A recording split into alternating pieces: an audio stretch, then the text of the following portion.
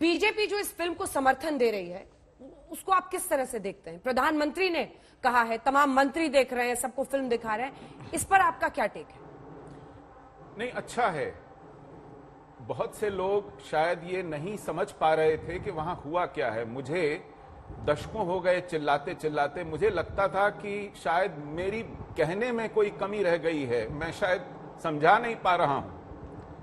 लेकिन अब जिस तरह लोगों की संवेदना के बांध टूटे हैं, जो कभी कश्मीर गए नहीं वो फोन कर करके मेरे साथ रो पड़ते हैं, उनसे शब्द नहीं निकलते हैं, तो मुझे लगता है कि शायद इस फिल्म की आवश्यकता थी।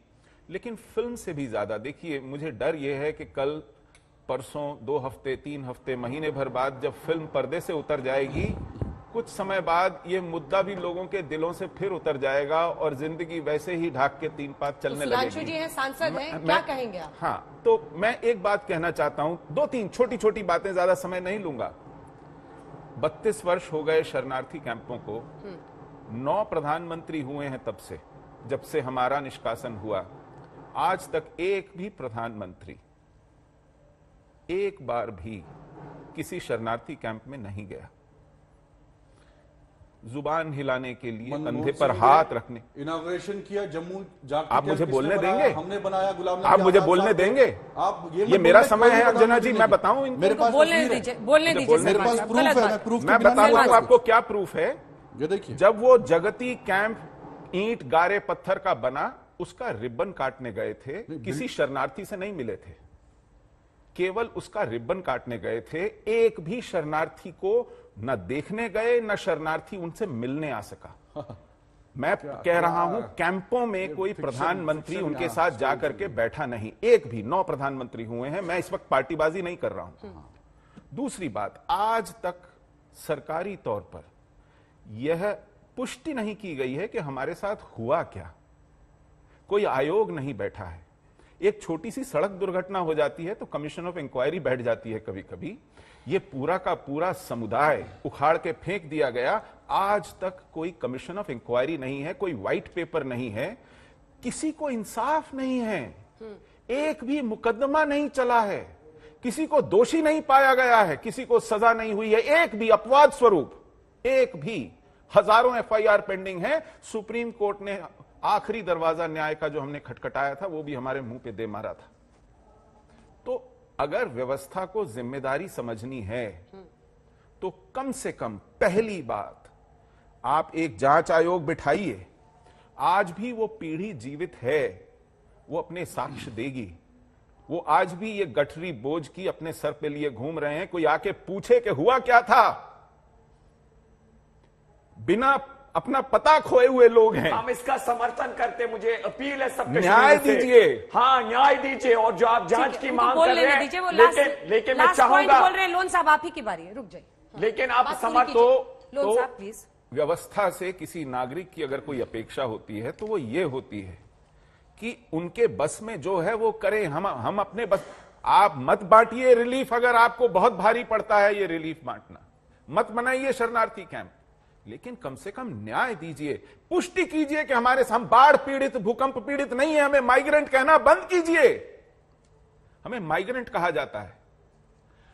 JKLF पर बैन लगा, जानते हैं कब लगा? 5 फरवरी 2019 में। वो JKLF जिसने 1999 में नीलकंठ गंजू को मारा था, रुबिया सईद का अपहरण किया था, उस पर बैन लगता है 5 फरवरी 2019 को। यह देश हुर्रियत को पालता रहा, सैकड़ों करोड़ हर साल उन पर खर्च करता रहा, दामादों की तरह पाला है। हर सरकार ने, हर गठबंधन ने, हर पार्टी ने पिछले, और वो खर्चा होना बंद हुआ 2019 में 5 अगस्त के बाद, जब 370 हटा, ऐसा मेरा मानना है।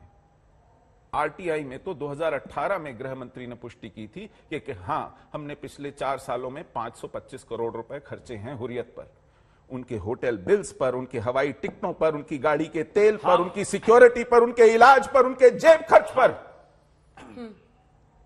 यह करना बंद कीजिए। हमारी व्यवस्था से ये अपेक्षा है, हमको बहुत बड़ी दो अपेक्षा बड़ी नहीं बातें है। उन्होंने कही है। मैं सुधांशु जी से पर रिएक्शन लूंगी। लोन साहब, देखिए, मैं यही जो इन्होंने मांग की है, हम इसके साथ है कि इस पे जांच होनी चाहिए, इनको इंसाफ मिलना चाहिए, और जो कश्मीरी पंडित भाइयों के साथ हुआ उसकी खाली निंदा नहीं, हम सबको संघर्ष करना चाहिए, उनको इंसाफ मिले।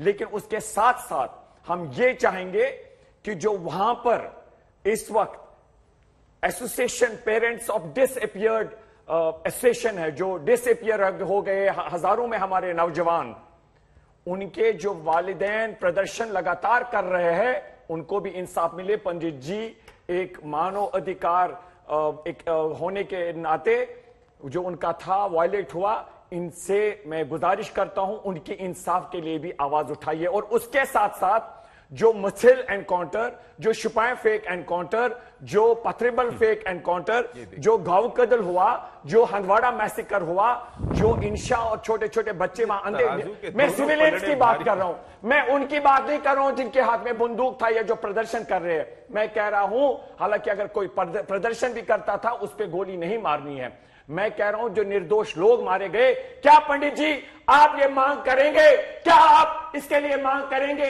कि जो कश्मीर फाइल्स है इसी तरीके से वो एक इंक्लूसिव बने जहां पर हम सबका दर्द दिखाया जाए? क्या आज आप कुनन पोशपोरा जिन महिलाओं के साथ रेप हुआ रात को, क्या आप उसके लिए रिकमेंड करेंगे, गुजारिश करेंगे, चाहेंगे कि उस पर भी एक मूवी बने? जवाब दीजिए पंडित जी।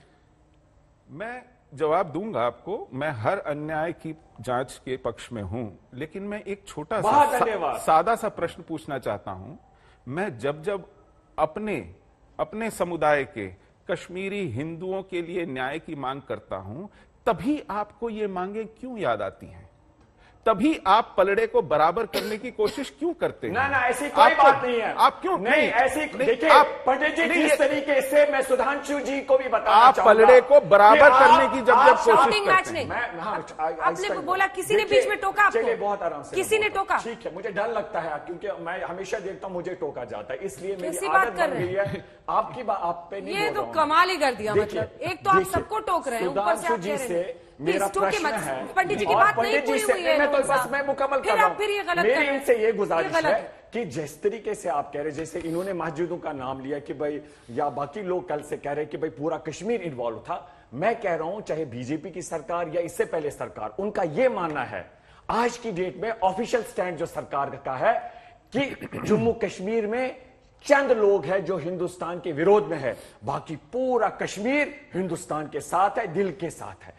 ये बिल्कुल कंट्राडिक्ट करता है गवर्नमेंट की ऑफिशियल पोजीशन को जब ये कहते हैं कि पूरा कश्मीर, वो कहते हैं कि 90 में भी कश्मीरी हमारे साथ थे, आज भी है, और ये कहते हैं नहीं जी ये पूरा कश्मीर ही इसमें इन्वॉल्व था।